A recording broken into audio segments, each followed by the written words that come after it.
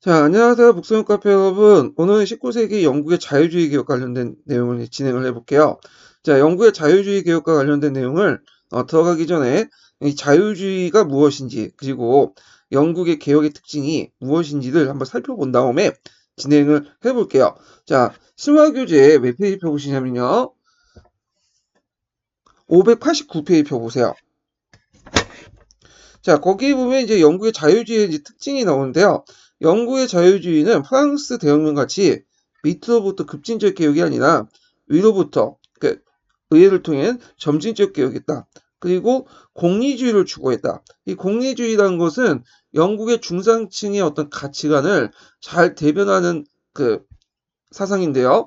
그래서 이제 벤담의 최대 다수의 최대 행복처럼 많은 사람이 이득이 되는 것이 사회 전체 이득이다라는 것이 공리주의예요. 자, 그래서 이제 그 영국 개혁의 이제 그 내용을 보면 뭐 심사령이나 카톨릭 해방법처럼 종교 차별을 폐지한다든지, 그다음에 선거권 확대, 그리고 그 공물법 항해조례 폐지 같은 경제적 방임주의 이런 것들이 이제 주요 내용을 이제 하고 있죠. 자, 그래서 이제 자유주의라는 정의를 한번 내려오면 이게 상당히 포괄적이거든요. 그래서 되게 19세기 때 영국이나 프랑스를 중심으로 한 중상층의 가치관, 생활 태도에 대한 전반적인 이제 그 신념이나 그런 것들인데, 어떤 이제 체계적인 이념 체계는 가지고 있지 않아요. 예, 그래가지고 되게 어떤 사상들과 결합이 돼갖고 진행됐다는 게 특징이에요. 자, 그래서 이제 19세기 때 시민사회 형성의 주요 이데올기 역할을 했다. 그래서 보통 전체보다는 개인의 어떤 인권 이런 것들을 되게 강조를 했고, 그리고 이제 법에 의한 지배, 권력 분립을 통한 어떤 권력 통제, 시장 경제를 이제 추구를 했다. 이렇게 이제 기억을 해두시면 될 것 같아요. 그리고 아까 얘기한 것처럼 자유주의라는 것은 특정한 이데올기 체계를 가지고 있지 않기 때문에 여러 이데올기와 사상과 결합이 돼요. 그래서 자유주의는 그 결합에 따라서 여러 가지 자유주의라는 어떤 사상을 뭐냐면 만들게 되죠. 자, 그러면 자유주의의 이제 종류를 좀 볼게요. 자, 자유주의 종류 보면 이제 크게 정치적 자유주의, 뭐 문화적 자유주의, 그 다음에 경제적 자유주의, 사회적 자유주의 이렇게 네 가지로 이제 구성이 되는데요. 자, 정치적 자유주의는 그 시민의 동의하에 시민의 동의를 받은 그 법에 의한 통치를 얘기해요. 그래서 되게 법에 의한 통치 이런 것들이 정치적 자유주의예요. 그래서 시민들이 직접 만들고 동의한 법을 바탕으로 한 사회개혁을 강조했다. 그리고 이때 이제 제일 중요한 것이 시민들에게 뭘 주냐? 참정권을 주는 거야. 그래서 이것이 뭐냐면 정치적 자유주의죠. 그래서 이건 자유민주주의와 또 연결돼 있죠. 자, 그래서 이제 영국의 자유주의 개혁 관련돼서 보면 뭐와 관련되면 선거법 개정하고 관련돼 있어요. 선거법 개정. 자, 그 다음에 문화적 자유주의는 뭐냐면 자신의 양심과 생활 방식에 따라서 생활하는 개인의 권리를 강조해 두고 있는데, 다른 사람의 피해를 끼치지 않은 이상 자신의 양심 그리고 생활 방식에 따라서 살아갈 수 있는 권리야. 이것이 이제 뭐냐면 문화적 그 자유주의죠. 예, 이런 것들이 있는데 이것은 이제 뭐와 연결돼 있냐면 뭐 종교의 자유, 사상의 자유, 정부로부터 사생활을 침해받지 않는 자유 등등 이런 자유들은 이제 문화적 자유주의라고요. 그래서 여기에서 이제 그 문화적 자유주의에 반영된 개혁은 그 뭐와 관련된 신사적 폐지나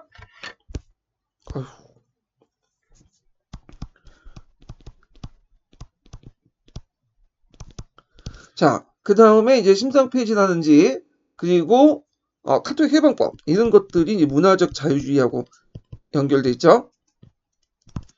자, 그 다음에 이제 세 번째 유형은 경제적 자유주의예요. 이건 여러분들 이제 많이 들어봤듯이 고전적 자유주의라고 또 하죠. 그래서 경제적 자유주의는 시장에 대한 것들 강조하죠. 시장에 대한 정부 규제를 기본적으로 반대하는 그런 거고요. 오늘날 얘기한 신자유주의도 요거와 이제 맥락이 있죠. 그래서 이 경제적 자유주의인데, 자, 이 경제적 자유주의 이제 개혁이 들어간 것이 뭐 공물법 폐지라든지, 그다음에 뭐 항해조례 폐지 이런 여러 가지 경제 개혁들이 경제적 자유주의와 연결됐죠. 그 다음에 사회적 자유주의는 그 사회 입법에 영향을 주는데 자유주의에다가 뭐가 이제 플러스 되냐면 사회주의가 플러스 돼요. 그래서 이제 이거는 이제 공리주의와 관련돼 있는데 특히 그 스튜어트 밀의 이제 공리주의와 연결돼 있죠. 그래서 이들은 사회주의 일부 성과를 수용을 해가지고 정부 정책의 사회적 문제를 해결하기 위해서 반영이 된 거야. 그래서 이 공리적 그 사회적 자유주의자는 그 개인의 자유를 지키기 위해서는 실질적인 자유와 권리를 누릴 수 있어야 된다. 그리고 이것은 이제 뭐냐면 어느 정도의 복지나 경제적 혜택이 있어야지만 그걸 누릴 수 있다. 그래서 이런 것들을 상당히 강조하는데 되게 이제 정전의 자유주의는 그 좀 소극적 자유를 이제 강조를 하죠. 그래서 본연적 자유주의나 이제 경제적 자유주의는 근데 이에 반해서 요 자유주의는 사회적 자유주의는 적극적 자유를 강조해요. 예. 그래갖고 시장 경제에 있어도 어느 정도 정부의 규제가 필요하다. 그런 입장이야. 그래서 이 사회적 자유주의는 나중에 사회입법에 큰 영향을 주죠. 대표적인 것이 이제 공장법 같은 것들이죠. 공장법. 자, 그래서 이제 정치적 자유주의, 문화적 자유주의, 경제적 자유주의, 그 다음에 사회적 자유주의 이렇게 한번 설명을 해봤어. 예. 이런 자유주의 어떤 유형들이 영국의 어떤 자유주의 개혁에 영향을 줬다. 이런 것들 좀 기억을 해두시고요. 그러면 그 당시 영국이 자유주의 확산될 때 그럼 자유주의밖에 없었냐? 그 반대하는 보수적인 사고방식을 갖고 있는 사람들이 있었어요. 이걸 보수주의라고 하죠. 그래서 이 보수주의라는 것은 정통, 역사, 공동체를 중시하고 개인 자유, 평등, 진보 등의 이념을 부정했다. 그래서 개인 자유, 평등, 진보라는 건 다 어디와 관련돼 있죠? 프랑스 대혁명 이후에 만들어진 이념이죠. 그러니까 프랑스 대혁명이 이전의 것을 정통과 역사를 강조하는 거야. 그래서 대표적인 영국의 사상가가 에드워드 버크라는 사람이 있어요. 이 사람은 좀 이름 정도 내주세요. 그래서 이성이라는 이름으로 행해진 인간의 어리석고 무모한 행동을 경계하자 이렇게 주장을 했던 사람인데 자, 이건 뭘 염두에 두고 있냐면 프랑스 대혁명 때 공포정치 있죠. 그래서 이 대규모 살상 이런 것들 비판한 거야. 그때 프랑스 대혁명 때 국민공회가 인간의 어떤 이성이니 계몽이니 하면서 많은 사람들 죽였잖아요. 자, 이런 것들을 경계하면서 썼던 것이 그 주장했던 사람이 에드머드 버크의 그런 그 사상인데, 이 에드머드 버크는 되게 유명한 사람이에요. 그래서 요 사람 정도 이름은 좀 기억을 해두시면 될 것 같아요. 자, 그러면 영국의 이제 개혁 관련된 내용을 이제 구체적으로 볼게요. 자, 영국의 개혁은 임용 기출에 좀 나오죠. 그래서 선거권이라든지 뭐 차티스트, 그래서 운동은 나오죠. 그래서 차티스트 운동 같은 인민 헌장 관련된 내용에서 이제 언급되어 있는데, 자, 그러면 영국의 자유주의 개혁 중에 이제 볼게 종교 개혁을 볼게요. 종교 개혁. 이거는 문화적 자유주의를 이제 반영한다고 했죠. 자, 그 영국의 자유주의 개혁의 종교 개혁 중에 대표적인 게 심사령이나 그다음 카톨릭 해방법 같은 게 있는데 심사령 페이지는 1828년에 비국교도인 신교도들에게 간직을 개방하는 그런 조치를 취했어요. 엄밀히 말하면 이제 여기는 심사령 폐지라고 하지만 심사령의 개정이라고 보시면 될 것 같아요. 여기는 폐지되어 있지만 예전에도 얘기했지만 심사령은 그 당시 간직을 취임할 때 국교도 의식에 따라서 성체 성세를 할 경우에 간직을 취임할 수 있죠. 그런데 이제 문제는 이걸 누굴 막기 위한 거냐면 카톨릭을 취임을 막기 위해서 이렇게 한 건데 문제는 이제 신교도 자체가 그 당시 그 성체 성사를 반대했던 사람들이기 때문에 그걸 하지 않았어요. 그래서 명예혁명 이후에 약간 규정이 느슨해서 그 당시 이제 신교들에게도 충성서약만 하면 너네들이 이제 뭐냐면 간직 취임할 수 있다라고 이제 했지만 충성서약을 안 했어. 예, 이거조차도 자기를 차별한 거다. 근데 이 심사령의 이제 폐지는 신교들에게도 신교들에게 충성서약하지 않아도 간직에 취임할 수 있도록 만든 거야. 그거 갖고 이제 있는데, 아까 얘기했던 이게 신상 폐지가 아니라 정확하면 신상 개정이라는 게 뭐냐면, 이때 이제 심상을 이런 식으로 개정을 하고, 이게 이제 나중에 이제 사문화돼요. 그러니까 실제로 이때 이제 심사를 개정할 때 사문화된 거죠. 그래서 이제 이것이 19세기 후반 때 가서야 공식적으로 폐지가 돼. 그래서 그 지역마다 좀 다르긴 하는데, 그래서 엄밀히 말하면 이제 심사령의 개정이라고 해야 되지만 교과서라든지 개론서나 이런 것들이 심사령 폐지라고 돼 있기 때문에 여기에서 심사령 폐지라고 쓰시면 될 것 같아요. 예. 자, 그 다음에 카톨릭 해방법을 이제 볼게요. 자, 카톨릭 해방법은 1929년에 그 당시 이제 카톨릭 교도에게 시민적 자유와 권리를 부여하는 거죠. 그래서 이제 카톨릭 교도들에게 어떤 이제 선거권, 피선거권들이 부여하고 그런 내용들이 이제 있는데, 그러니까 카톨릭 교도도 신교도와 함께 공직에 취임할 수 있는 권리 같은 것들을 이제 부여한 거예요. 예. 자, 근데 이제 여기에서 좀 볼게 주도가 이제 토리 내각의 피해를 이렇게 적어놨는데, 제가 이제 심사령 폐지는 잘 모르겠어요. 이 토리 내각의 필이 무슨 역할을 했는지. 근데 이제 카톨릭 해방령은 이 주도층이 토리 내각 필은 아니에요. 이게 좀 약간 잘못해가지고 좀 오해를 하셔갖고 이제 적어놓은 것 같은데, 그 당시 이제 토리 내각을 주도했던 사람은 월터 전투 유명한 웰링턴 수상이에요. 그 필은 그 밑에 있었던 국무장관이었거든요. 예. 그래서 이제 원래는 웰링턴이나 필이나 요 카톨릭 해방법에 대해서 상당히 반대했던 사람이야. 근데 이제 그 당시 월렴 4세나 그 다음에 시그당 그리고 토리당 내부 안에 있는 그런 일부 사람들이 이거 이제 카톨릭 해방법을 내려서 카톨릭 교도의 차별을 폐지해야 된다 이렇게 주장을 하니까 그 당시 일단 웰링턴 장군은 그당 수상이었죠. 웰링턴 수상은 월렴 4세의 요구를 어느 정도 수용해 갖고 이제 입장이 돌아섰고요.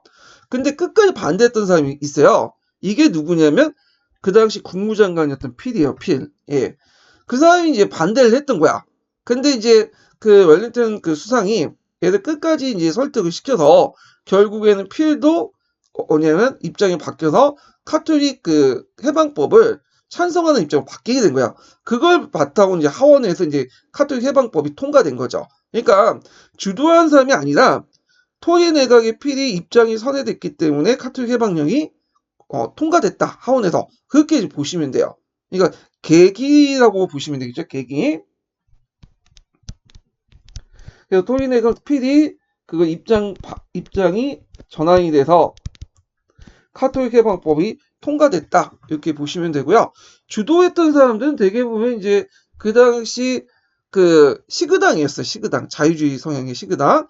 그리고 또 보수파 안에 있는 토리당 안에 있는 일부 사람들이 그걸 주도했던 거죠. 그리고 당시 국왕이었던 월렴 4세가 그걸 주도했다. 이렇게 이제 기억을 해두시면 될 것 같아요. 자, 그 다음에 정치적 자유주의를 이제 볼 수 있는 것이 이제 선거법 개정인데요. 영국의 선거법 개정은 1차부터 해갖고 6차까지 이제 계속 이뤄져요. 그 내용을 이제 보면요. 자, 여기에서 볼 게 1차 선거법 개정인데요. 자, 1차 선거법 개정의 이제 좀 배경을 이제 보면 산업혁명 이후의 사회경제적 변화를 볼 수 있어요. 그래서 사회구조가 이제 변화되는데 예전에는 이제 주로 주 계층이 지주와 소작농, 지주와 농민 이런 계층도 있었죠. 근데 산업혁명이 진행되면서 새로운 계층이 등장한 거야. 신흥자본가들과 노동자 계층이 형성이 됐고요. 그 다음에 이제 산업혁명 결과 이제 신흥공업도시들이 출현되죠. 그리고 농촌에서 이제 많은 사람들이 도시로 이동하고요. 그리고 이제 이촌 항도 형상이 일어나잖아요. 그래서 이제 선거구에도 변화가 생겨요. 자, 그 다음에 선거법과 이제 의회 구성의 모순 발생 보면, 자, 그 당시 이제 신흥자본가 노동자 계층들은 자신도의 정치적 참여를 요구하기 시작해요. 얘네들이 우리도 선거권 달라. 왜냐하면 그 당시에 이제 선거 기준은 일정한 부동산을 가지고 있어야 돼. 부동산은 토지죠. 지주계층들이 이제 선거권을 갖고 있는 거야. 근데 산업자본가들은 돈은 많은데 부동산은 없어요. 예. 도시 노동자들은 뭐냐면 돈도 없고 부동산도 없죠.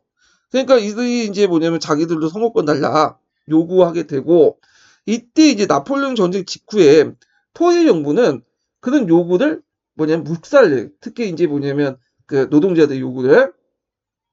그래서 오히려 이제 뭐냐 반동 정책을 하죠. 그래서 토리 정부가 그 당시 노동조합이나 그 당시 노동자들의 자주단체들, 상조단체의 결성을 금지하고요. 그리고 절도, 기계 파괴, 사유지의 사냥을 재산권 침해도 간주하고 중형을 내리게 돼요. 자, 그래서 그 당시 이제 노동자들이 참정권 요구는 계속됐는데, 그 과정에서 무슨 사건이 나냐면 1819년에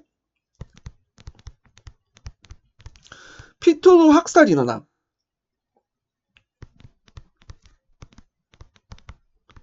그 당시 이제 참정권 요구를 이제 했던 그 노동자들이 그 맨체스터 집회를 하게 돼요. 1819년에.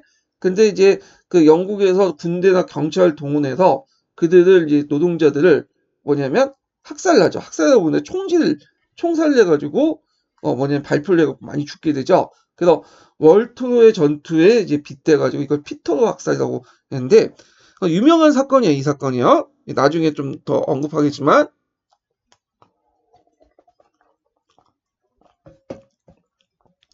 그 다음에 선거구 조정도 이제 필요한데, 이게 왜 필요하냐면, 아까 이제 언급한 것처럼, 그 노동자들이 이제 이동 현상 때문이야. 그 인구의 이동 현상 때문이죠. 농촌 인구가 도시로 이동을 하게 되죠. 그래서 이제 인구 300만이 넘는 남부 10개 주는 236석을 차지한 반면에 대부분 농촌 지역이죠. 근데 인구 400만이 넘는 북부 지역, 주로 이제 새롭게 등장한 공업 도시들이죠. 요는 68명의 의원만 선출됐고요. 이런 것들 이제 인구에 비해서 그 당시 선거구들이 많은 것을 뭐라고 하냐면 부패 선거구에. 인구는 적은데 그에 비해서 너무 선거구가 많은 거야. 예. 심지어는 어떤 경우가 있냐면 그 D1이라는 그 지역 같은 경우에는 D1 선거구 같은 경우에는 그 바다에 매몰됐어요. 그 지역이요. 근데 그럼에도 그 자체가 선거구가 있어갖고 선박 위에서 투표를 하는 거야. 근데 반해서 맨체스터나 리버풀 같이 신흥 도시들은 독립선거구가 없어요. 같이 옆에 있는 그런 시골들과 같이 묶어가지고 선거를 하게 돼요. 예, 상당히 불합리하죠. 자, 그래서 이제 시그당을 중심으로 해갖고 이제 선거법 개정안이 이제 뭐냐면 논의가 되죠. 그래서 그게 통과됐는데, 일단은 그 50개 이상의 부패 선거구, 인구의 비례에 비해서 선거구가 많은 것을 없애고, 이걸 새로운 도시였던 신흥 공업 도시에 배정하고요. 그다음 선거 자격을 완화해가지고 토지 소유 외에도 동산 소유도 하게 돼. 동산이란 건 돈이죠. 재산이나 가옥, 뭐 이런 가옥도 부동산이겠네요. 하여튼 움직이는 이제 그 재산들, 이걸 이제 근데 돈을 이제 기준하자.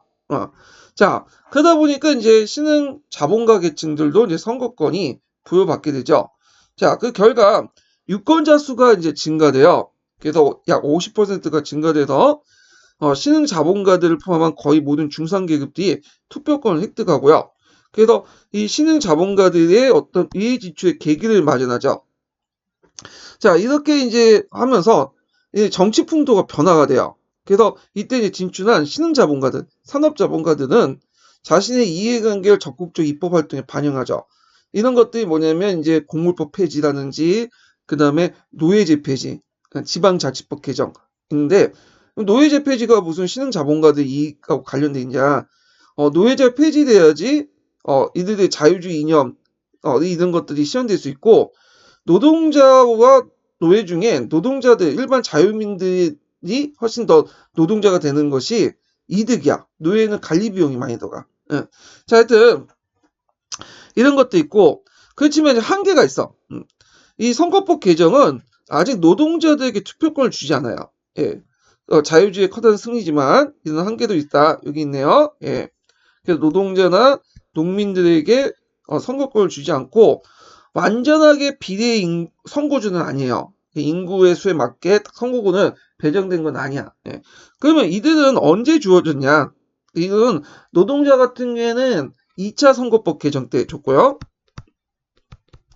농민 같은 경우에는 주로 이제 그 3차 때 줬죠. 자, 그래서 이제 요 내용도 이제 같이 기억을 해두시면 될 것 같아요. 자, 그리고 이제 그와 관련돼서 이제 요게 집중했던 그 산업자본가들에 의해서 그 출신에서 시그당이 주도를 해가지고 노예제 폐지나 지방자치법이 개정됐다. 이렇게 이제 보시면 돼요. 자, 이때 이제 산업자본가들은 누구를 이제 뭐냐면 지지하게 되냐면 시그당을 지지해. 그래서 이 종래 시그당이 이제 자본적인 산업자본가를 받아들여서 뭐가 되냐면 자유당이 되고요. 그 다음에 종래 이제 토리당 있죠? 이 토리당은 귀족이나 지지층을 중심으로 해서 보수적 세력을 흡수해서 보수당이 돼. 그래서 한동안 자유당과 보수당 양당 체제가 형성이 되죠. 나중에 이제 자유당은 뭘로 바뀌죠? 예. 19세기 후반부터 이제 노동당이 이제 되죠. 20세기 초반인가요? 예. 그래서 이제 지금도 노동당, 보수당, 양당 체제고, 그 다음 자유당은 제 3당으로 남아있죠. 그럼 여기에서 이제 선거법이 어떻게 이제 확대되는가? 이걸 좀 볼게요. 도표 좀 약간 보면. 자, 여기 보면 이제 영국 선거법 개정 내용이 있어요. 예, 지금 얘기한 건 1차 선거법 개정이고요. 1차 선거법 개정은 산업자본가 뭐 중상층을 대상으로 했고, 그 다음에 2차 선거법 개정 뒤에 얘기했지만, 여기서 이제 한번 훑어보면 도시 노동자를 중심으로 했고요. 그 다음에 3차 선거법 개정은 그 당시 그 농원 노동자와 강상 노동자, 그러니까 농민들과 강상 노동자들 대상으로 했고, 그 다음에 4차 선거법 개정이 이제 되게 중요해요. 이 중간에 뭐가 있었냐면 1차 세계대전이 있었죠. 그래서 1차 세계대전 때 여성들이 많이 군수공장에 가가지고 일을 하고, 그리고 이제 뭐냐면 선거권 운동 달라고 여성 참정권 운동 있죠? 이번에 시험 문제 나온 그런 것들을 했어. 자, 그래서 선거권이 주어졌어요. 자, 그래갖고 이제 여기는 아직까지는 1918년까지는 그 여자가 31세 때만 주어졌지만 나름대로 여자들에게 처음으로 선거권을 줬다는 데 의미가 있죠. 자, 그러다가 28년에는 만 21세의 남녀 그 완전한 이제 남녀 보통 선거권이 주어지고, 그리고 이제 1949년에 만 18세 이상의 남녀, 예.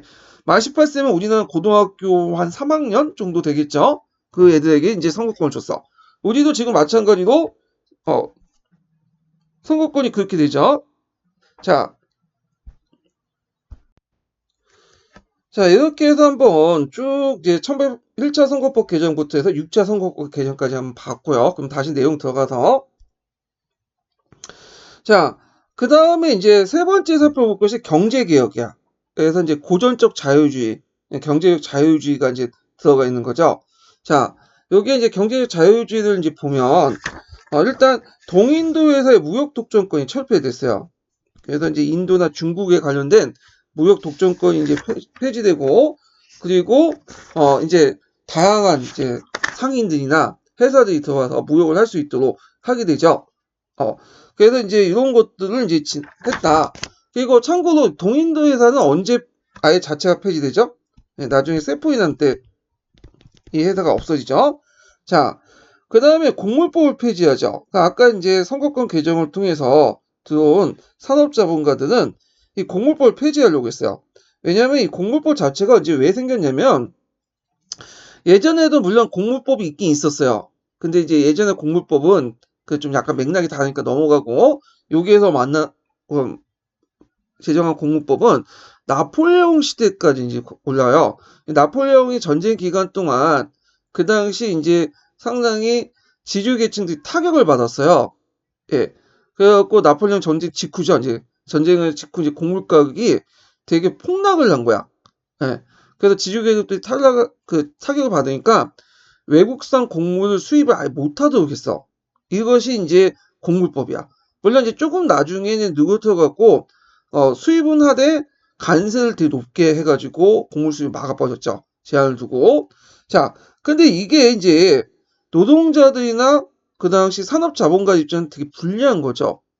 산업자본가든 노동자들에게 돈을 주려면, 임금을 주려면 어느 정도 이제 먹고 살 수 있는 비용을 줘야 되잖아요. 근데 빵값이 비싸다 보니까 당연히 임금이 올라갈 수밖에 없잖아요. 자, 그러다 보니까 이제 이거에 대해서 상당히 산업자본가들이 불만을 가질 수밖에 없죠. 그래서 여기 보시면 곡물법의 고가를 높게 유지되면서 임금에 압박을 주고 공업제품의 가격을 인상시킨 결과를 갖고 있잖아요. 그래서 산업자본가 출신이었던 콘톤이나 브라이트라는 사람이 반공물법 동맹을 이제 뭐냐면 만들게 되죠. 그래서 반대 운동을 하고 결국에는 1846년에 공물법 폐지를 이제 시키는데 성공했다. 이렇게 이제 보시면 되고요. 자, 이 공물법을 이제 통과시키는 과정에서 그 당시 그 지주계층들은 이제 타격을 받고요. 이 토리당 안에서도 분열이 일어나. 그래서 그 당시 이제 토리당 안에서 그걸 찬성하는 사람이 있고 또 반대하는 사람이 있었어요.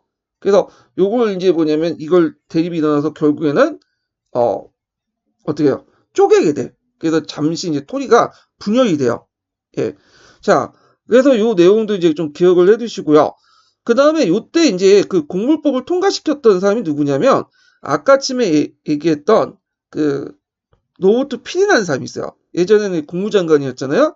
근데 이때 통과될 때가 1845년 정도인데 이 사람이 이제 뭐냐면 이걸 이제 원래는 이제 그 반대했다가 돌아서 갖고 자유무역주의를 이제 뭐냐면 주장을 하면서 이걸 통과시켜 버린 거야. 예. 그러면서 이제 이거에 대해서 반대했던 토리당 안에서 뭐냐면 온건한 보수파들은 이 필을 이제 반대하면서 잠깐 쪼개게 돼. 분열되죠. 예. 자, 하여튼 이렇게 해서 1846년에 공물법이 폐지하는 데 성공했다. 이렇게 보시면 되고요. 그 다음 원료나 공업제품에 대한 보호관세를 철폐했다. 그래서 이제 요게 1848년이니까 19세기 중반이죠. 근데 이제 나중에 들어가면 이제 제국주의 국가에서 이제 프랑스나 미국이나 뭐 독일 등등등 이제 뒤에는 후발 자본주의 국가 산업화된 국가에서 처음에는 영국 따라서 보호관세를 철폐했어. 근데 보호관세를 철폐하다 보니까 어떻게 시장이 노출되잖아요. 그러다 보니까 이제 자기들한테 불리하다 생각해서 자국 시장을 이제 보호하기 위해서 보호관세를 폐지하고 그 당시 이제 보호관세를 이제 다시 부과를 하죠. 처음에 철폐했다가 영국 따라서 그래서 보호무역주의로 가게 돼요.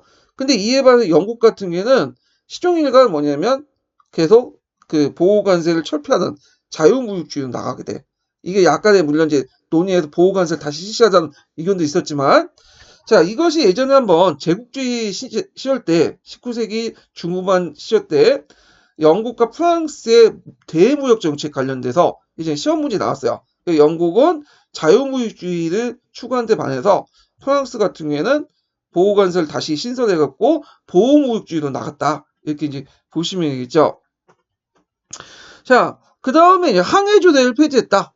네, 항해조례는 이제 네덜란드 중개무역을 막기 위해서 그런 건데 이미 이제 그 당시에는 영국이 이제 산업화가 어느 정도 성공했고 네덜란드가 상대가 안 됐어요. 이거 거의 이제 사문화된 그 조항이기 때문에 이걸 오히려 놔두는 것은 영국의 어떤 그 자유방위 정책 이런 것들의 어떤 역행되는 거죠. 그래서 결국에는 폐지했다. 자, 그러면 이런 경제적 개혁 이게 의미가 뭐냐? 산업자본가의 승리며 요때 이제 자유방임주의, 고전적 자유주의의 이제 확립을 뜻한다. 영국은 이제 완전한 자유무역국가가 되었다. 이렇게 이제 나는데 의미가 있죠. 자, 근데 이런 그 경제적 그 개혁은 그 당시 영국이기 때문에 가능한 거야. 왜냐하면 영국은 그 당시 제일 선진적인 공업국가였고 회원국이었고 그 다음에 강대한 식민지를 보유했어요. 그렇기 때문에 이런 것들이 가능했지만 나중에 이제 영국보다 좀 뒤에 있었던 미국, 프랑스, 독일 이런 나라들 입장에서는 영국 따라가기 힘들죠. 그러니까 그래서 자국 시장을 보호하기 위해서 보호무역주의를 이제 강화시키는 방향으로 나가게 되는 거죠. 자, 그 다음에 이제 노동운동의 진정을 볼게요. 자, 여기면 너다이츠 운동이 있는데 영국은 그 당시 결사금지법을 이제 만들죠. 그래서 합법적 운동이 불가능해. 이 토리당 정권에서 이제 그걸 만들었던 건데, 그리고 이제 기계 도입으로 임금 저하와 실직의 위험을 느꼈던 노동자들이 기계를 파괴하거나 악덕 고용주를 공격하는 방식으로 비합법적인 너다이치 운동을 하게 되고 이것이 이제 당국의 강력한 억압과 고용주의 반격을 실패했다. 이거는 너다이치 운동은 산업혁명 할 때 좀 얘기를 했어요. 예. 그래서 1차 호황기, 뭐, 여기 1차 불황기, 그 다음에 여기 보면 2차 호황기, 2차 불황기 이렇게 나눴는데, 뭐, 그렇게 뭐 중요한 건 아닌데, 호황이나 불황이라는 건 뭐냐면, 이제 자본주의 시대에서는 자본주의 경제체제를 받을 때, 대개 보면 불경기가 있고 호황기가 있어요. 이게 이런 식으로 해갖고 경기가 타죠? 이런 걸 얘기해요. 예. 그래서 이제 얘기를 해보면, 자, 1차 호황기 때는 결사금지법, 아까 이제 토리당에서 이제 만들었던 결사금지법을 폐지시키고요. 자, 그리고 노동자들도 이제 교육 수준이 높아지면서 어느 정도 의식화되기 시작해. 그리고 이제 1차 불황기 때는 이제 오온주의, 오엔이라고 하는 사람 있죠? 이 사람이 이제 내세웠던 것인데, 이 사람이 얘기는 좀 뒤에 하겠지만, 협동주의에 입각한 협동상정이 등장했다. 자, 그 다음 차티스트 운동은 꼭 기억을 해두셔야겠죠. 예전에 한번 시험 문제에 나왔는데. 자, 이 운동 왜 일어났냐면 1832년에 선거법 개정 운동에 참가했으나 그들의 기대와 달리 선거권이 중산계급만 확대되고 그 노동자도 나오는데 배신감을 느끼게 돼요. 그리고 중산계급에 대한 적대적 계급의식이 형성이 되죠. 자, 그래서 이제 1837년에 런던 노동자협회가 뭐냐면 작성하고 이 말이 좀 그렇죠. 작성한다는 말이 결성하고 자 1838년에 버밍엄에서 대규모 궁중 집회를 이제 채택하면서 인민연장이 이제 채택되는데 자 요 인민연장 내용은 상당히 중요하죠. 이거 꼭 기억을 해주세요. 인민연장 내용은 자 인민연장 내용은 이제 보면 6개 조로 구성되어 있는데 이거 암기해 두셔야죠. 예전에 기출문에 나왔던 거니까. 자, 인구 비례에 균등한 선거구 획정. 왜냐하면 1차 선거권 개정을 통해서 나는 비례선거제를 실시했지만 선거구를 실시했지만 완전한 비례선거제는 아니었어요. 인구 비례에 따라서. 그래서 이걸 이제 완전하게 하자. 이렇게 얘기한 거고.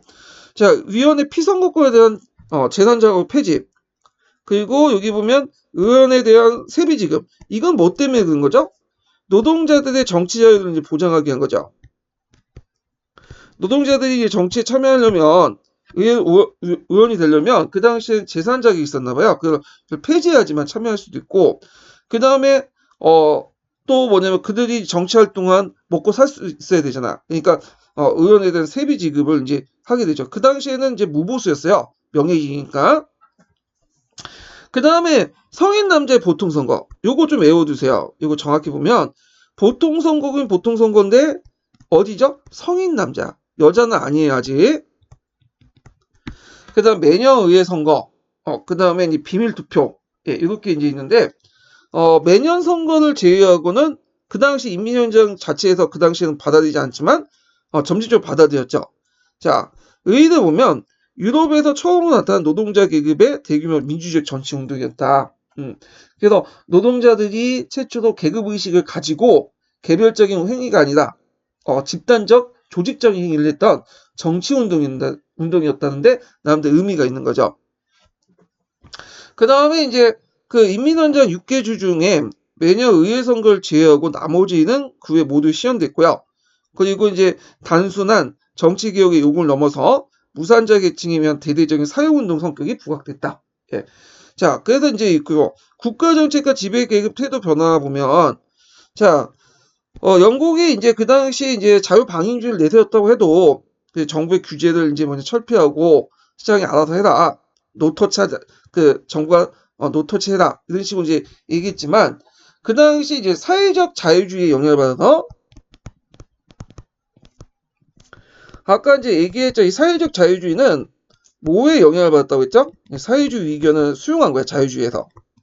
그래서 자유주의라는 것은 특정한 이데올기아나 여러 이데올기가 결합되면서 다양한 형태로 변화되기 때문에 이것도 일종의 자유주의 개혁이에요. 어떤 분은 이게 왜 자유주의 개혁이냐 얘기하시는 분인데 이것도 이제 사회적 자유주의 개혁이야.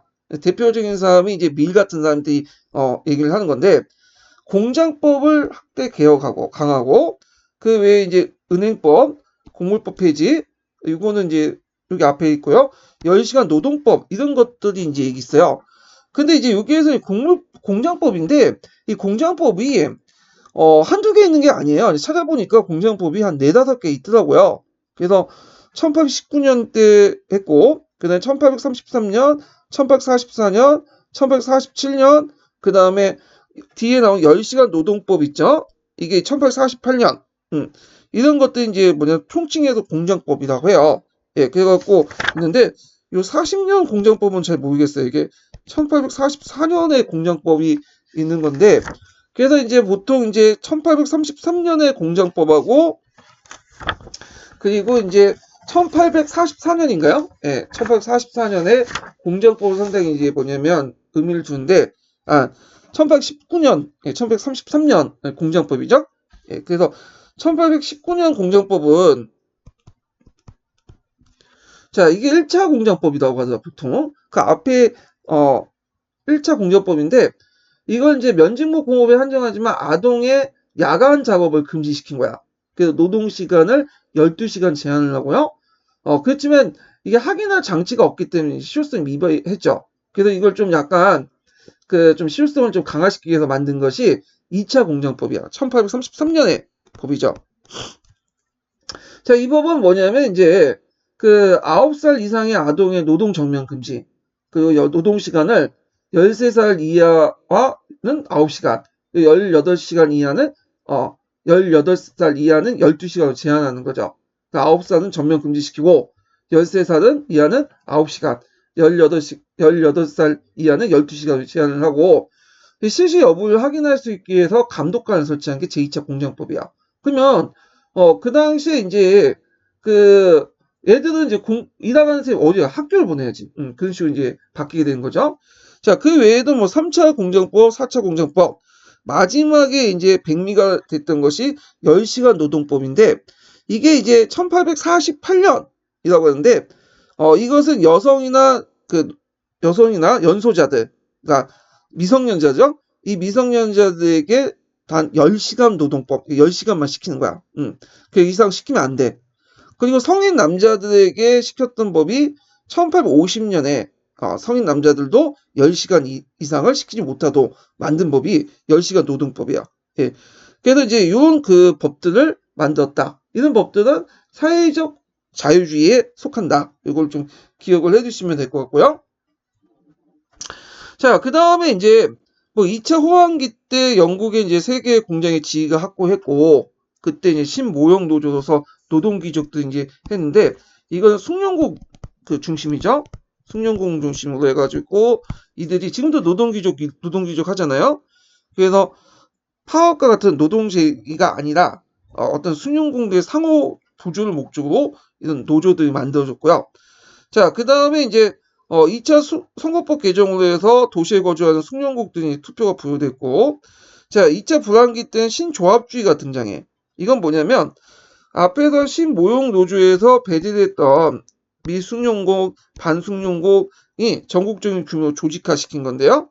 자, 이때 이제 신조합주의의 대표적인 지도자들은 어떤 사람들이냐면 사회주의가 많다. 그래서 가격하고 파업을 주목이 삼았다.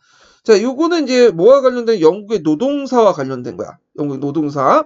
자, 그러면 요걸 좀 살펴볼게요. 왜냐면 서계에 영국의 사회주의 운동이나 독일의 어떤 사회주의 운동, 프랑스 사회주의 운동 이런 것도 있고 예전에 한번 프랑스 사회주의 운동과 관련돼서 시험문이 나왔기 때문에 볼게요. 영국의 사회주의 운동도. 자, 심화 규제를 볼게요. 심화 규제.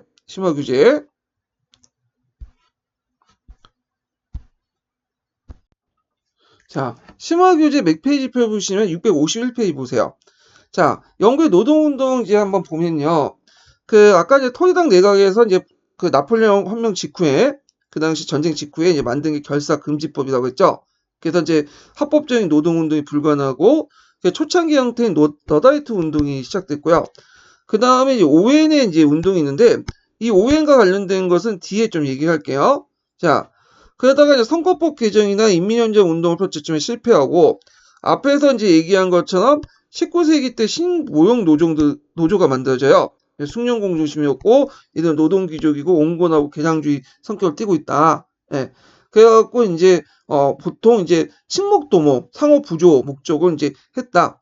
그리고 이제 노동조합이 합법화되고, 그 다음에 이제 2차 불황기 때 등장한 게 신조합주의야. 이건 좀 가격한 거야. 그래서 아까 이제 미수령공, 반수령공이 모여서 전국화, 조직화되고 사회주의자들이 개입을 하기 시작해요. 그리고 이제 개량주의 노선을 추구했지만, 그러니까 우리가 뭐 폭력투쟁 이런 것들은 이제 뭐냐면 지향은 했지만, 일단은 종전의 노조에 비해서 상대적 가격화였다. 파업 같은 것들을 좀 많이 하고요. 이때 이제 여러 이제 사회주의 단체들이 등장하는데, 노동자 단체들이나 이 단체들 대표는 사회민주주의협회라든지 페이비인협회, 뭐 독립노동당 이런 단체들이에요. 그 중에 좀 눈여볼 단체가 페이비언협회야. 예, 이게 나중에 노동당을 이제 만드는데 주도적인 역할을 해요. 이 페이비언협회는 뭐냐면 명칭에서 이제 좀 볼 수 있지, 좀 약간 점진적인 어떤 사회주의를 추구하는 그런 성향이 당해요. 왜냐면 이 페이비언이라는 말이 어디 나오냐면 노마의 장군이었던 파비우스라는 사람에서 나왔어요. 이 파비우스라는 사람은 어떤 사람이냐면 하니발이 이제 들어올 때 하니발과 전면적으로 싸우는 것보다는 하니발이 군대가 강하기 때문에 오면 뭐냐면 치고 빠지는 식으로 싸워야 된다. 전면전보다는. 그래서 시간을 끌고 지속적으로 장기를 싸야지 이길 수 있다. 왜냐면 하니발 약점이 뭐겠어요? 보급이죠. 그래서 이제 이렇게 주장을 했어. 처음에는 로마에서 겁쟁이라고 막 욕을 얻어먹었어. 그렇지만 이제 칸나이 전투에서 한번 패하고 나서 파비우스 전술이 옳다 해가지고 이 사람을 전술 채용을 했어요. 결국에는 이 파비우스 전술에 의해서 그 당시 하니발 군들을 격퇴했죠. 그래서 이제 페이비언협회도 무력투쟁이나 계급혁명을 통해 사회주의 이런 것보다는 이게 파비우스처럼 점진적으로 사회주의를 하시키자 이렇게 주장을 했던 협회가 페이비언협회인데, 이 단체를 중심으로 해서 나중에 노동대표자위원회가 조직하고요. 그리고 이것이 노동당이라는 정치단체로 이제 바뀌게 돼요. 그래서 초기 때는 노동자들은 보수당과 자유당 중에 자유당을 지지했어요. 자유당을 비판적으로 지지하죠.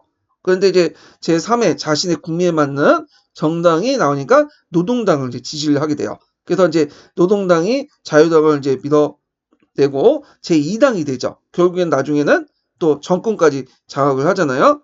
자, 그래서 이렇게 이제 보시면 되고요.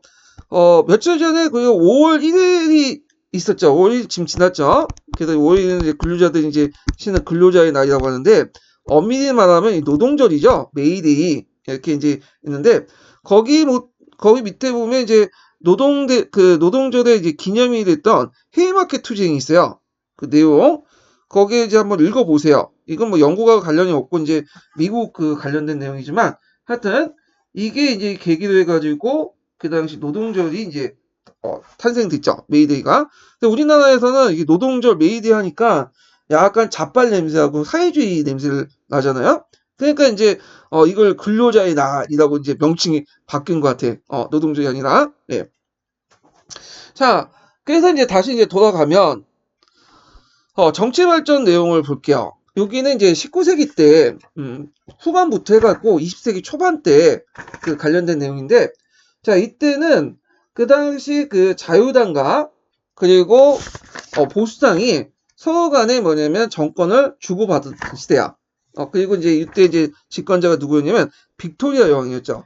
그래서 빅토리아 여왕 시대 때 그 당시에 양당 제도, 그러니까 보수당과 자유당의 양당 제도가 그 당시 효과적 위계 정치 개혁을 통해서 영국이 자유주의 국가에서 민주주의 국가로 발전시키는 그런 이제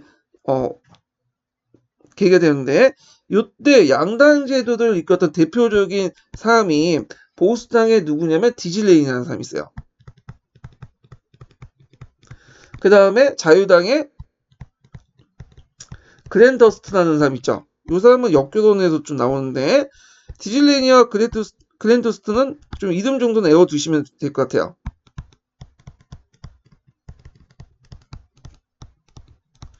자, 그러면 이제 먼저 19세기 1860년대 이제 정권을 장악했던 사람이 나오면 보수당의 디즐레인이야. 1차 내각을 이제 하는데, 이때 이제 2차 선거법 개정이 돼요. 그래서 도시 노동자들에게 선거권을 부여했는데, 자, 이걸 이제 왜 그랬냐면, 원래는 2차 선거법 개정을 이제 주도했던 사람은 그 그랜드스트예요. 그래서 근데 이 사람이 이제 온건한 선거법 개정을 이제 제출했는데 그 당시 보수당이 반대를 해갖고 뭐냐면 이게 부결돼요.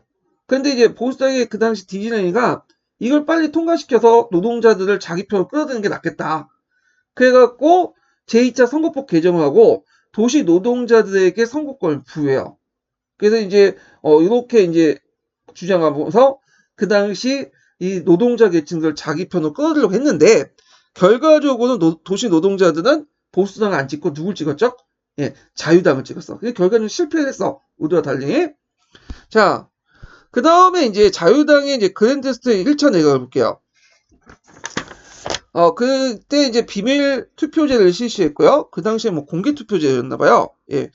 그 다음에 여러 자유주의 개혁을 했는데, 그 중에 하나가 뭐냐면, 아일랜드에서 국교회를 폐지시키는 거야. 요걸 좀 역사적으로 알려면, 뭐냐면, 원래 아일랜드는 카톨릭을 믿었던 나라야. 예. 그런데 이제 그 아일랜드를 지배를 하고 나서, 그 당시 그 영국이 뭘 거기에 강요했냐면, 영국 국교회를 강요했어. 그러다 보니까 이제 반반이 많겠죠. 자기는 카톨릭인데. 그래서 이제 문화적 자유주의의 입장을 올 땐 개인의 신앙은 지켜줘야 된다. 그러면서 아일랜드에서 국교를 폐지시킨 거야. 강제 믿지 못하도록. 예. 그 다음에 이 아일랜드 소장농을 지주의 가혹한 착취로부터 보호하려고 토지개혁법을 실시를 했다.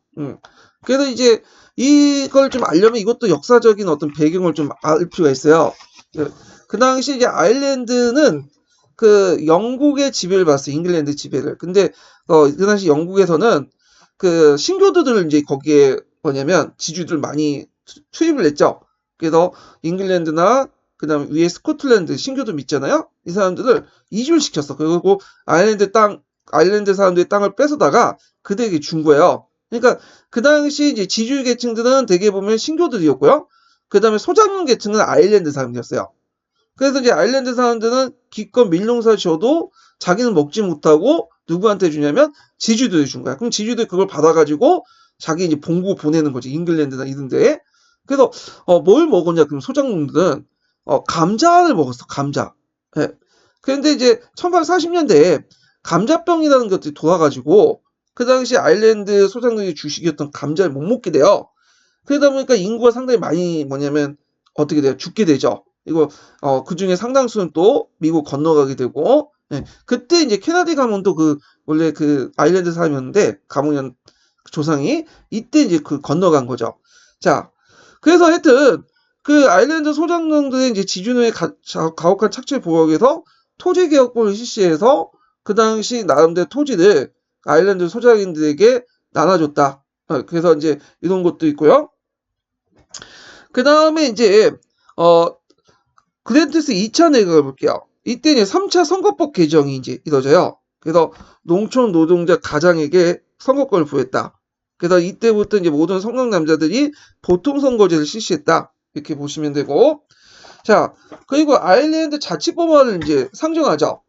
근데 이거는 자유당 안에 보수적인 사람들이 반대를 했어. 결국에는 실패를 했고요. 나중에 이제 조지라는 사람이 등장할 때까지 로이드 조지가 등장할 때까지 뭐냐면 미뤄지다가 이렇게 됐다는 걸 좀 기억을 해주시고 자 하여튼 이 결과 뭐냐면 보수당이 또 집권을 하게 되죠. 자 여기에서 이제 그랜더스트 내각의 의미는 뭐냐면 그 당시 이 그랜더스트는 자유당을 국민정당화 시켜요. 그래서 1860년대 이후에 이제 그 그랜더스트의 자유당 정치는 그 당시 계급 이해를 넘어서 계급 사이에 상호작용에 입각해서 했는데 이 사람들은 이제 뭐냐면 그 자유주의자, 급진주의자, 비국교도, 노동운동의 지도부, 지식인들 이런 사람들 정치적 도덕성이라는 기치에 규합을 해요. 그래서 영국의 자유당은 지역이나 계층을 떠나서 국민정당이 된 거야. 그래서 이것은 그 대륙의 다른 나라 볼 수 없는 형상들이죠. 대개 보면 대륙이나 뒤에 이제 영국의 이제 정치사 보면 되게 계급 정당이거든. 근데 이 그레트스트는 국민의 어떤 자유당의 국민정당을 깼다. 모든 계층이 지지하는 정당으로 만들었다는 데 의미가 있어요. 예. 자, 그 다음에 한동안 또 보수당이 지배를 하다가 다시 이제 20세기 초반에 자유당이 등장해서 이제 하게 돼요. 이때 자유당이 이제 내걸었던 게 뭐냐면 신자유주의 사회계획을 추진하죠. 이때 신자유주의는 우리가 지금 얘기하는 시장경제를 강조하는 신자유주의가 아니에요. 이걸 이제 오해하지 마시고 여기 뭐냐면 앞에서 설명했던 사회적 자유주의라고 보시면 돼요. 자유주의 색깔의 사회주의를 받아들인 거야. 복지국가적 어떤 체제 이런 것들을 이제 했는데 요때 그 자유주의 수장이 누구냐면 로이드 조지라는 사람이 유명한 사람이 있어요. 자, 여기에서 이제 이렇게 왜 그런 것들을 이제 했냐? 그 당시 자유당은 이제 노동당의 지지를 받았죠. 그 전까지는. 근데 이제 이 시기 때 갑자기 경쟁 상대가 나타난 거야. 자기의 주요 지지층이었던 노동자들을 대변하는 당이 나타났죠. 이게 뭐야? 노동당이에요. 예. 자, 그래서 이 노동당이 등장을 하니까 이제 어느 정도 유속도 확보하고 하니까 자유당이 압박을 받은 거야. 잘못하면 그 당시 자기 지지층 중에 중요한 세력이었던 그 노동자가 노동당을 넘어갈 수 있겠다. 그럼 이들을 붙잡기 위해서는 어떻게 되겠어요? 그 당시 노동당에 내었던 여러 가지 그 주장 내용들 적극적으로 포섭을 할 필요가 있겠죠. 그래가지고 그 당시 이제 뭐냐면 노이드 조지가 여러 가지 사회입법 정책을 하게 돼요. 사회입법, 그러니까 일종의 복지 정책을 이제 하게 되죠. 그래서 이제 이게 만든 게 인민예산안이야. 인민예산안. 1910년에 통과시킨 게 인민예산안인데 여기에서는 마치 이게 뭐냐면 독일 해군에 대항하기 위해서 군함법을 만들었죠. 그래서 이걸 이제 대항하기 위해서 해군 확장을 위해서 하는데 인민예산안은 두 가지 목적을 만들었어요. 하나는 앞에서 이제 말하는 노년연금 같은 사회입법을 하기 위한 재원 마련이죠. 사회입법의 재원과 그 다음에 두 번째로는 독일 해군에 대항하기 위해서 해군 확장 비용 마련이야.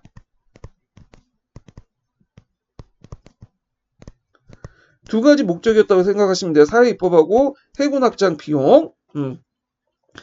그래서 하여튼 이걸 이제 해서는 증세가 필요하잖아요. 그래서 인민예산안을 의회에 이제 제출하게 되고요. 근데 이제 요때는 누진세가 적용돼가지고 주요 이제 세금을 부담하는 대상은 유상계급의 부유자들, 귀족적인 어떤 지주층들, 그러니까 있는 사람들에게 부과를 하는 거야. 그래서 이걸 나눠줘가지고 가난한 사람들이 주는 거죠. 그래서 부유층의 많은 부담을 부과함으로써 좀 못 사는 사람들에게 좀 나눠주는 일종의 사회개혁적 성격을 띠고 있어요. 그래서 재정을 통해서 부를 재분배한다. 이런 데 의미가 있어요. 지금은 당연한 거야. 그래서 그 재정을 통해서 부를 재분배하는 정책은 지금 재정 정책이나 세금을 거둘 때도 똑같은 거예요. 재정할 때 국가가 이제 예산이나 이런 것들 할 때 못 사는 사람들이 잘 사는 사람들에게 세금을 더 많이 걷고 그걸 못 사는 사람한테 나눠주잖아요. 예. 그러면서 재정을 통해 국가 재정을 통해 부를 재분배시키잖아. 예. 그러면서 사회 통합이 되는 거야. 사회 통합이. 자, 하여튼 이게 인민 예산안 같은 것들 이제 뭐냐면 제출해 갖고 통과를 시켰다. 예. 자, 그런데 그 외에도 이제 뭐 여러 가지 정책도 있어요. 상원의 권한을 제약을 했어요. 이 상원들이 좀 약간 보수적인 사람들이 많아. 귀족 출신 많고. 그래서 상원의 거부권을 폐지하고 대폭 축소하고요. 영국 의회는 실질적으로 단원제가 같아진다. 예. 그래서 상원에 있지만 하원에서 모든 걸 처리하죠. 이거는 뭐 미국하고 영국도 비슷한 것 같아요. 지금 미국, 영국이나 상원은 이제 주로 뭘 하냐면 외교적인 대외적인 역할을 하고요. 그 다음에 국내의 어떤 문제들은 하원에서 처리해. 그리고 하원에서 만든 걸 상원에서는 단순히 뭐냐면 인정하냐 인정하지 않냐 그 정도만 결정하는데 하여튼 상원의 권한은 상당히 많이 약화됐다. 이렇게 좀 기억을 해두시고요. 그 다음에 의료보호법이나 그 다음에 국민보험법 같은 그런 복지국가 체제를 만들려고 노력했다. 그래서 이제 나름대로 이런 여러 가지 개혁 정책을 했지만 원래 의도한 것과 달리 그 당시 노동자들은 그 자유당을 찍지 않고 누굴 찍었죠?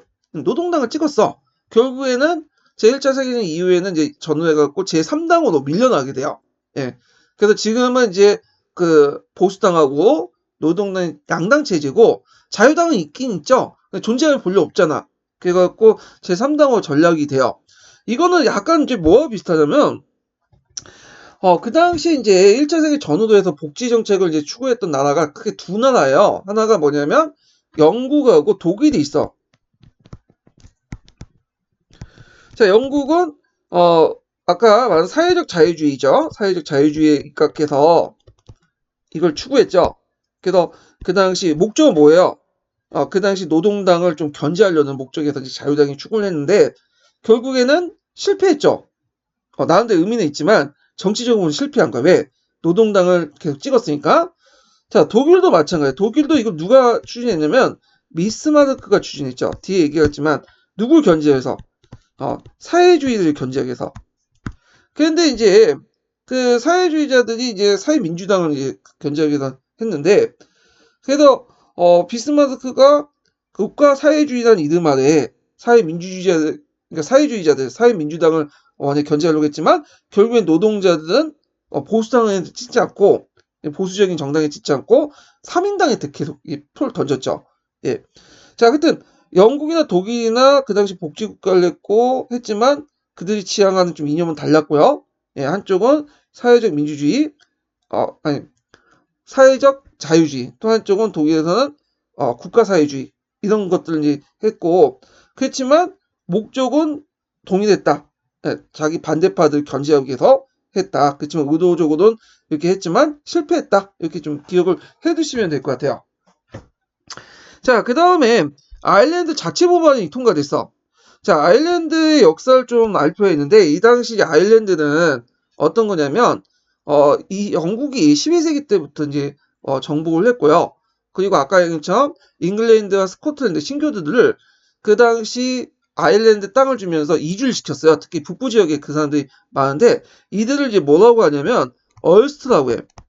그래서 자기 조상이 잉글랜드와 스코틀랜드이면서 신앙은 신교도를 믿는 사람들이 얼스트라고인데 특히 아일랜드 북부 지역이 많아요.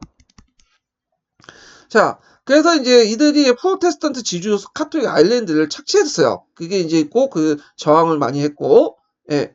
자, 그래서 이제 그 당시 그 아일랜드를 이제 영국이 1801년에 정식으로 통합을 했고 아일랜드인들이 뽑아서 이제 뭐냐면 국회의원을 영국 의회에 진출을 했거든요. 자, 그럼에도 불구하고 이제 아일랜드에서는 계속 저항을 하니까 그 당시 또 아까 얘기한 것처럼 아일랜드에서 국교회 제도를 폐지했고요. 그 다음에 토지개혁법을 만들어서 했고 그리고 이제 아일랜드 자치당 있죠. 예, 아일랜드 자치당이 이제 또 결성이 됐고 또 아일랜드 정치 참여를 하게 돼요. 근데 그 당시 보수당과 자유당의 영향 아래에서는 이 아일랜드 자치당 요구가 상당히 다 뭐랄까 상당히 끝발이 있었거든요. 예. 그래서 이제 그 당시 이 아일랜드 자치당을 중심으로 해서 아일랜드 자치 요구를 계속 했고요. 그리고 그레테스트가 이제 아일랜드 자치법안을 의회에 제출했다가 부결돼서 이 자유당 내각이 무너지고 보수당으로 넘어갔다고 했잖아요. 그런데 이걸 노이드 조지가 다시 이제 하면서 자치법을 이제 뭐냐면 다시 제출해요.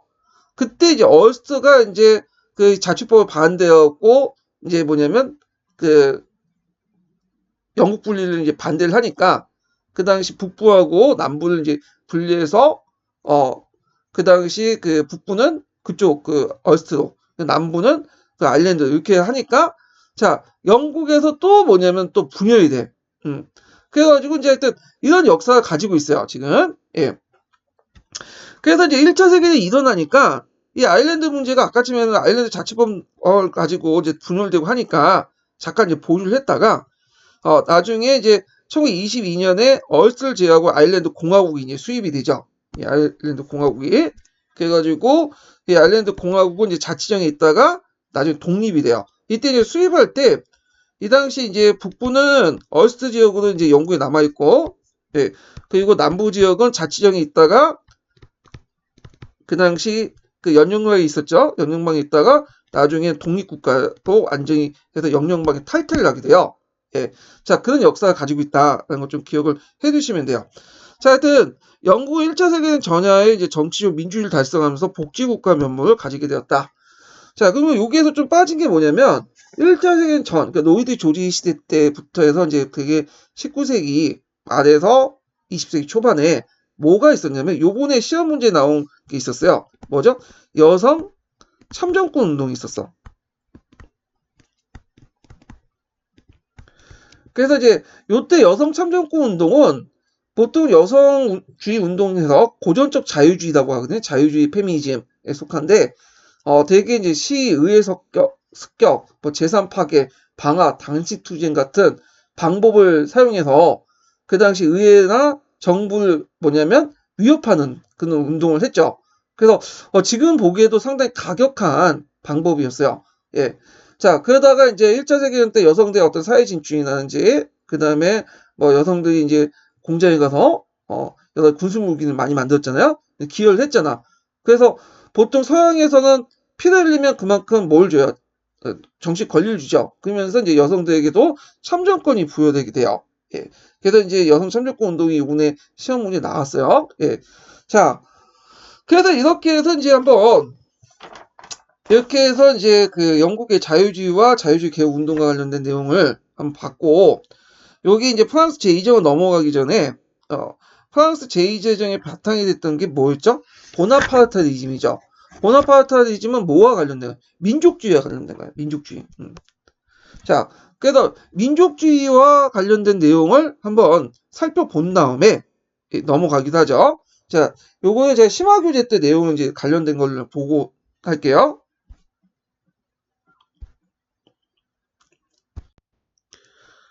자, 19세기 때 이제 큰 영향을 이제 받아줬던 것이 민족주의인데요. 그래서 이제 민족주의 입각해서 이제 국가가 이제 발전했죠. 자, 그럼 민족주의가 뭐냐? 자, 민족주의라는 건 뭐냐면 그 당시 개인이 속한 공동체에 대한 어떤 예국심, 조국과 구별되는 그런 형태로서 어떤 이제 민족의 단위를 뭐냐면 바탕으로 해서 그때 민족은 이제 여러 가지 기준 나눌 수 있지만 이걸 바탕으로 해서 어떤 특정한 정치적 목적을 추구하고 국내에 단결케 한 이데올기예요. 형태를 띠고 있는 것이 민족주의예요. 그래서 이 민족주의는 다양한 사상과 결합이 돼요. 사회주의라든지 뭐 자유주의라든지 등등에 의해서 결합이 되고 그러면서 이제 민족 통합을 이루면서 어떤 그 국가가 이제 발전시키는 그런 논리로서 사용하는 게 민족주의거든요. 예. 그래서 이 민족주의라는 말은 이제 최초로 이제 등장한 나라가 프랑스죠. 그래서 프랑스가 이 민족주의를 바탕으로 해서 세계 최초의 국민국가를 출연하게 돼요. 그래서 국가가 징병권이라든지 뭐 가세권을 갖고 이걸 바탕으로 해서 뭐냐면 합리적 국가 운영도 하고 그리고 이걸 또 나중에 나폴레옹이 군대를 만들 때도 이용을 했죠.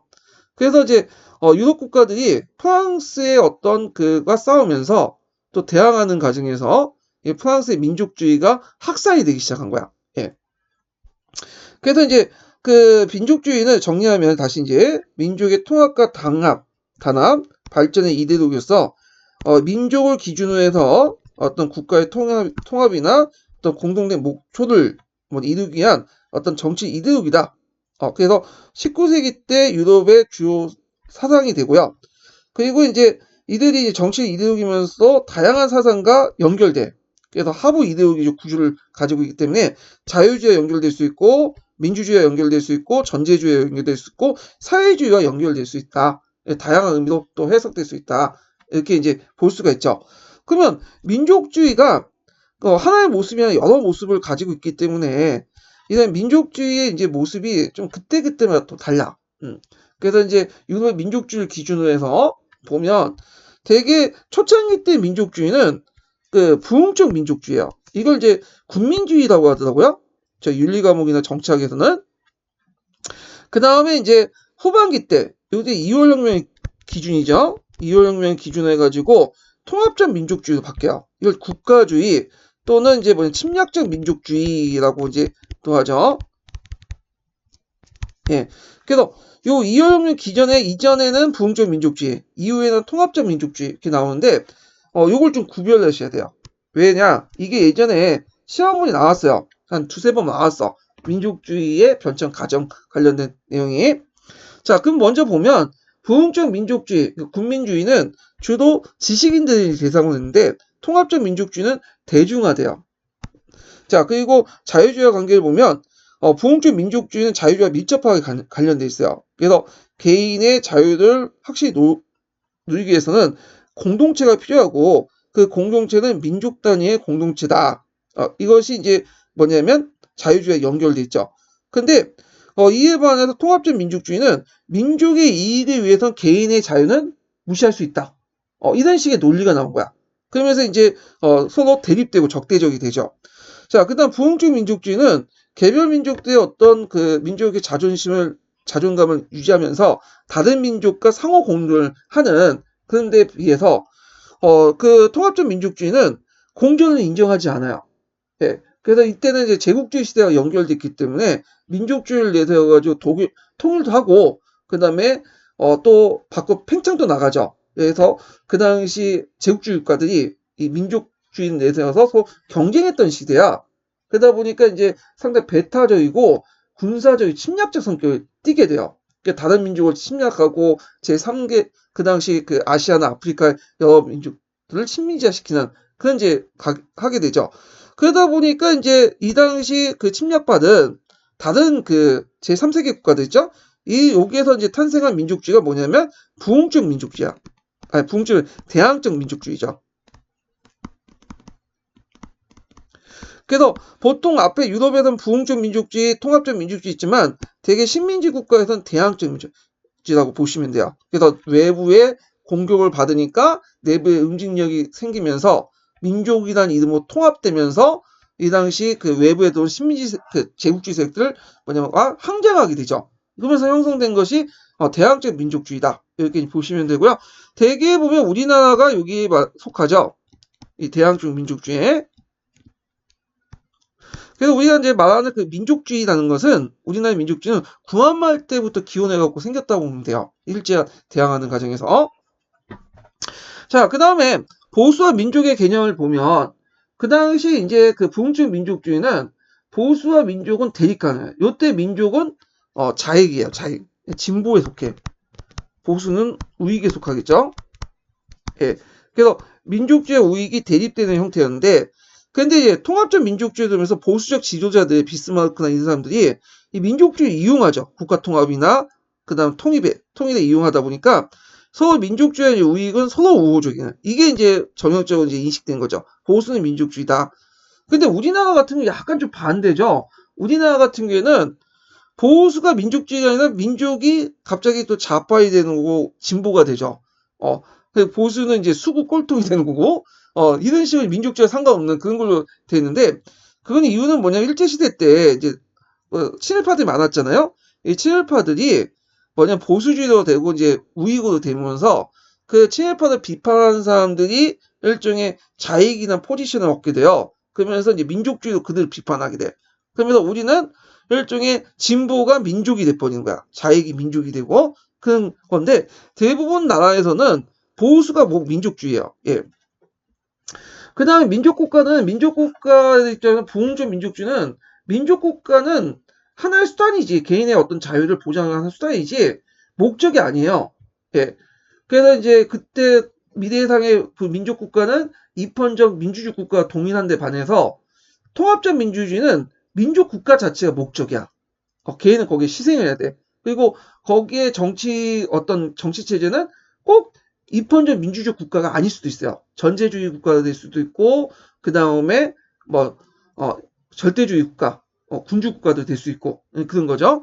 자, 그 다음에 부흥적 민족주의는 이제 정치권하고 그 당시 관계를 보면 탄압을 받았죠. 수용하지 않고. 근데 이제 통합적 민족주의는 적극적으로 수용된 정치 이용하자. 국가 통합이나 통일 과정에서. 그리고 오히려 민족주의를 바탕으로 자유주의와 사회주의를 탄압을 해. 예. 그래서 이제 대표적인 사람이 비스마르크 같은 사람이죠. 그리고 부흥적 민족주의는 이제 상호 공존을 깨하기 때문에 침략적 성격이 존재하지 않고요. 근데 이에 통합적 민족주의자들은 침략적 성격이 강하고 나중에 제국주의 정책과 연결된 사회 진화론과 연결돼 있다. 그리고 이 과정에서 이제 침략받은 제3세계 국가에서는 대항적 민족주의가 등장했다. 그래서 크게 이제 민족주의는 크게 나누면 19세기 전반의 부흥적 민족주의, 그 다음에 19세기 이월혁명 기점으로 해갖고 넘어간 중후반의 통합적 민족주의. 그 다음에 이제 나중에 19세기 후반에 20세기 넘어와서 이제 침략받은 국가가 등장한 저항적 민족주의. 세 개 분류로 나눠볼 수 있고, 그 우리나라는 저항적 민족주의에 속하고요. 시험에 나오는 것은 부흥적 민족주의와 통합적 민족주의의 차이점. 이월혁명의 계기에서 이렇게 나눠졌다. 이렇게 좀 기억을 해두시면 될 것 같아요.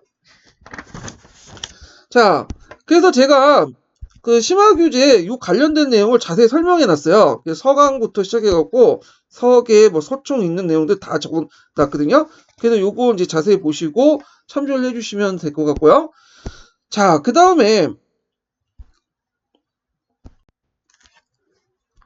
제2제정어 넘어가는데 시간 관계에서 이제 오늘 여기까지 할게요. 예. 그래서 이제 일단 서포트즈 그 빈번호 알려드려야겠죠? 예, 여기 몇 번이냐면 인증번호는 48. 48이에요. 적어두시고. 자, 그리고 약간 이제 홍보 말씀 드리면, 지금 코로나가 확산되면서 이제 3월달, 4월달은 이렇게 온라인 강의 위주로 했어요. 그래서 원래는, 오프라인을 한 다음에, 직강을 한 다음에 거기에서 이제 찍은 걸 올리는 방식으로 해서 일주일 딱 2번씩 토요일, 요일 날 4타임씩 이렇게 해가지고 했는데, 이게 이번에 이제 3, 4월 달을 집에서 찍다 보니까 이게 잘 안 됐어요. 그래가지고 지금 일주일당 2탄 정도 나가고 그냥 인증번호 이렇게 다니시고 서포트즈 같은 경우에 그렇게 이제 운영을 했는데, 다음 주부터는요, 이제 좀 이제, 제대로 좀 해보려고 지금 하고 있거든요.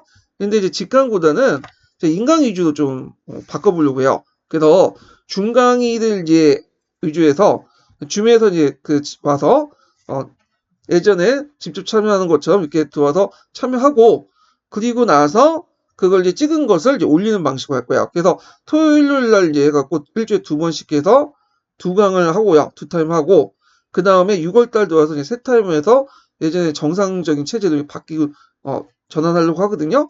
그리고 이제 직강은 직접 보면서 강의하는 거는, 이제 6월 달부터 한 달에 한 번씩만 이제 하려고 해요. 그래서 주로 그렇게 이제 중강의 위주로 해갖고 직강을 대체하고요. 예, 그리고 거기에 그 직강은 진짜 와서 듣는 거는 한 달에 한 번씩 해서 얼굴 보는 식으로 진행을 할 테니까, 좀 그거 알아두시고요. 예, 자세한 내용들 제가 공지에 올려드렸으니까 좀 보시면 될 것 같아요. 예, 오늘 수고하셨습니다.